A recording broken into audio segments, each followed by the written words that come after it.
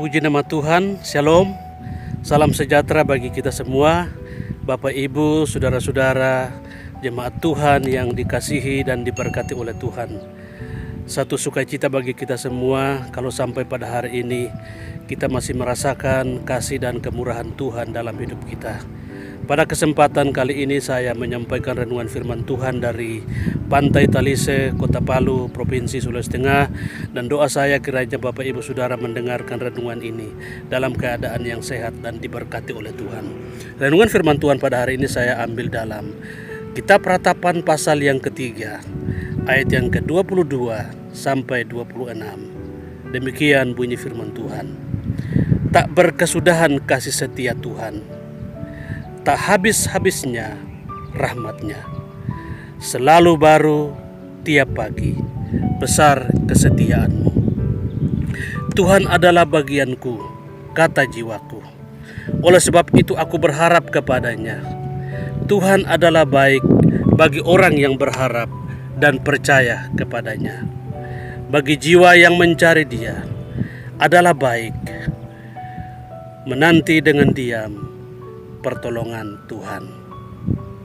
Kekasih Tuhan dimanapun saudara berada, Kitab Ratapan ditulis oleh Nabi Yeremia saat dia menangisi dan meratapi Yerusalem yang dihancurkan oleh Babel sekitar tahun 586 sebelum Masehi, di mana orang-orang Yerusalem, penduduknya, ditawan di Babel dan dijajah di sana selama 70 tahun. Yeremia merasakan kesedihan atas bangsanya. Di depan matanya Yerusalem hancur dan porak-poranda. Kesedihan itu dia tuangkan dalam tulisannya dalam Kitab Ratapan ini. Dalam kepedihan itu Yeremia juga menyelipkan kata-kata peneguhan dan penghiburan yang menjadi kekuatan dalam menjalani penderitaan tersebut. Yeremia berkata bahwa kasih setia Tuhan tak berkesudahan atas umatnya. Bagaimana mungkin Yeremia berbicara kasih setia Tuhan sementara Yerusalem dalam keadaan hancur, orang-orangnya ditawan? Yeremia melihat kehancuran Yerusalem dari sisi yang lain. Bagaimana Yeremia memahami kasih setia Tuhan? Ini yang akan kita pelajari pada hari ini. Bagi Yeremia,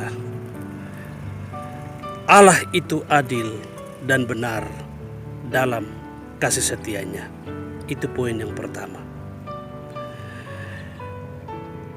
Dihukum karena dosa dan pelanggaran orang Israel bukan berarti Allah benci terhadap orang Israel, tetapi sebagai bentuk kasih setia Tuhan supaya orang Israel bertobat.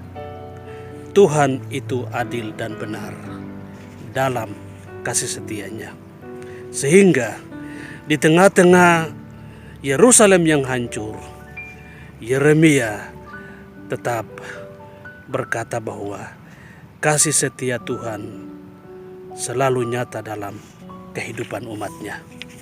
Poin yang kedua, bersyukur dalam segala keadaan adalah tanda kita memahami kasih setia Tuhan. Kekasih Tuhan dimanapun saudara berada, mudah bagi seseorang bersyukur saat dia dalam keadaan yang bahagia, dia dalam keadaan yang diberkati oleh Tuhan, semua urusan berjalan dengan lancar, mudah bagi kita untuk bersyukur.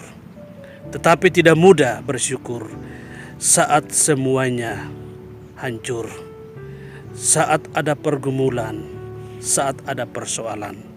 Tetapi bagi Yeremia, dia selalu bersyukur dalam segala keadaan. Tanda bahwa dia memahami kasih setia Tuhan. Dalam ayat yang ke-22 dan 23, Yeremia katakan, kasih setia Tuhan itu tidak berkesudahan. Rahmat-Nya tidak pernah habis. Besar setia Tuhan, selalu baru setiap pagi. Luar biasa Yeremia. Yang ketiga, kasih setia Tuhan berarti kita percaya bahwa apa yang Tuhan lakukan adalah yang terbaik. Yeremia melihat kehancuran Yerusalem dari sisi yang lain. Dan bagi Yeremia, apa yang Tuhan buat itu adalah yang terbaik. Dalam ayat yang ke-25 dan 26, firman Tuhan berbunyi demikian, Tuhan baik bagi orang yang berharap kepadanya.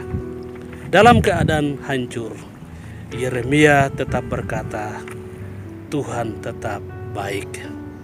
Tuhan tetap setia. Tuhan tetap menyatakan kuasa-Nya bagi anak-anak-Nya. Kasih setia Tuhan berarti kita percaya bahwa apa yang Tuhan buat itu adalah yang terbaik. Kasih setia Tuhan bukan berarti Tuhan bekerja sesuai dengan konsep kita dan menjawab segala doa dan pergumulan kita. Tetapi Tuhan bekerja dengan caranya. Bagian kita adalah percaya dan berharap kepada Tuhan. Terkadang kita mendikte Tuhan melalui doa-doa kita. Kita mau supaya semuanya berjalan baik. Kita mau supaya hidup kita senantiasa diberkati oleh Tuhan. Tetapi kita tidak mau ketika Tuhan izinkan terjadi pergumulan, persoalan dalam hidup kita. Mari belajar dari Yeremia. Yerusalem hancur. Orang-orang Israel ditawan di Babel. Tapi tahukah Bapak Ibu Saudara, selama di Babel 70 tahun, bangkitlah anak-anak muda yang militan, yang mencintai Tuhan luar biasa. Sebut saja Sadrak, Mesak, dan Abednego. Sebut saja seorang yang luar biasa imannya, yaitu Daniel. Di dalam tekanan dan penderitaan muncul orang-orang yang berani, orang-orang yang militan, yang berdiri bagi bangsanya. Apapun yang kita alami dalam hidup kita, mari belajar perkatakan perkataan seperti Yeremia. Kasih setia Tuhan tidak pernah habis-habis dalam kehidupan kita. Kiranya Tuhan Yesus Kristus memberkati kita semua, dan apa saja yang kita lakukan selalu diberkati oleh Tuhan. Shalom.